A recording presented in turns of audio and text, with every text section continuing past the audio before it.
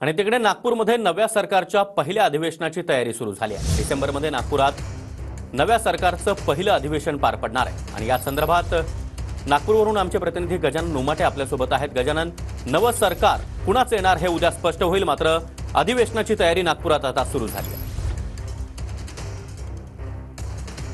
नक्कीच नवं सरकार कुणाचं येणार याचा फैसला उद्या होणार आहे, परंतु नव्या सरकारच्या पहिल्या अधिवेशनाची तयारी जी आहे ती नागपुरात सुरू झालेली आहे। आपण बघू शकतो मंत्र्यांचे बंगले जे आहेत ते सज्ज होत आहेत। मंत्र्यांच्या बंगल्याबाहेर पेंडॉल टाकले जात आहे, कारण की डिसेंबर महिन्यात पहिल्या आठवड्यात किंवा दुसऱ्या आठवड्यात हिवाळी अधिवेशनाची शक्यता वर्तवली जात आहे। त्यासाठी सार्वजनिक बांधकाम विभागाकडनं आपली तयारी जी आहे ती सुरू करण्यात आलेली आहे। आपण बघू शकतो मंत्र्यांच्या बंगल्याबाहेर अशा प्रकारचे पेंडॉल टाकले जात आहे। याच ठिकाणी अधिवेशनादरम्यान नवीन जे मंत्रिमंडळ असणार आहे ते मंत्री राहणार आहे आणि त्यामुळे सार्वजनिक बांधकाम विभागाच्या वतीने तयारी करून ठेवलेली आहे हिवाळी अधिवेशनाची।